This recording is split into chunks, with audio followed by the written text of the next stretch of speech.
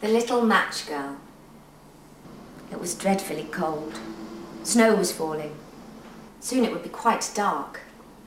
It was also the very last evening of the year, New Year's Eve. In this cold and darkness, a poor little girl was wandering along, with bare feet and bare head.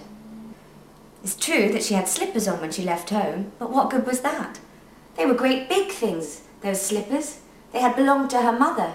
So it is not surprising that they had fallen off when she scurried across the road, just missing 2 carts that were thundering past. One slipper was nowhere to be found, and a boy ran off with the other. It would do for a cradle when he had children of his own, he called out teasingly. So there was the little girl treading along on naked feet that were quite blue with cold. In an old apron, she carried a pile of matches, and she held one bunch of them in her hand. She had sold nothing the whole of the day. No one had given her a single penny. Poor little thing. Hungry and frozen, she trudged along looking miserable. Poor little thing. Snowflakes fell on her long fair hair that curled so prettily at her neck. But she certainly wasn't thinking about her looks. Lights were shining in every window and wonderful smells of roasting goose drifted down the street. For it was New Year's Eve, remember? And that's what she was thinking about. In a sheltered corner between 2 houses, one jutting out a little further than the other, she crouched down and huddled herself together, tucking up her legs. But this didn't help. She grew colder and colder. She didn't dare go home, for she had sold no matches. She hadn't a single copper coin to bring back, so her father would beat her. Besides, her home was freezing too. There was an attic under the roof, and the wind whistled through that, through the worst cracks that had been stuffed with straw and rags. Her hands were quite numb with cold. A match flame would be such a comfort. Oh, if only she dared to strike one match, just one. She took one and struck it against the wall. How it crackled and blazed. What a lovely, warm, clear flame, just like a little candle. She held her hand around it. Really, it was such a wonderful light. The little girl seemed to be sitting in front of a big iron stove with shining brass knobs and fittings. Inside was such a warm, friendly fire. Oh, what had happened? She had just put out her toes to warm them too when the flame went out. The stove had gone. She was sitting in the cold with the stump of a burnt-out match in her hand. She struck another match. She struck another match. It flared up brightly.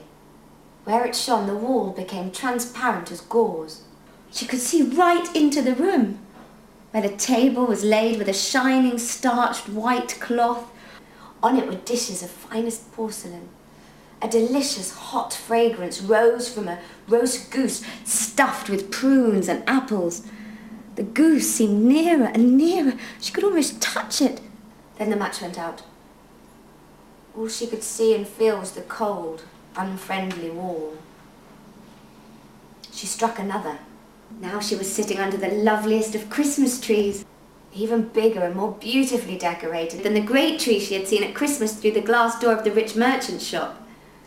Thousands of candles were alight on its branches, and brightly coloured Christmas pictures, just like the ones in the shop windows, were looking down at her kindly. The little girl reached out her hands, but the match burnt out. But the flames from the candles seemed to rise higher and higher, and she saw that they were the stars in the heavens high above. One of them rushed across, leaving a fiery streak in the dark night sky. "Someone is dying," said the little girl. Her grandmother, now dead, the only person who had ever been kind to her, had once told her that whenever a star falls, it is a sign that a soul is going to God. She struck another match on the wall. As it lit up the blackness all around, she saw in its bright glow her dear grandmother. How sweet she looked, so kind and loving. "Oh, Granny, take me with you," she cried. I know you'll disappear when the match goes out, just like the warm stove and the roast goose and the wonderful Christmas tree. And without stopping, she struck all the rest of the matches in the bundle. Her grandmother must not go. The flames shone out so brilliantly that all around was even brighter than daylight. Never before had her grandmother looked so tall and beautiful. She took the little girl in her arms and flew with her in joy and splendour up and up to where there is no cold, no fear, no hunger, up to heaven.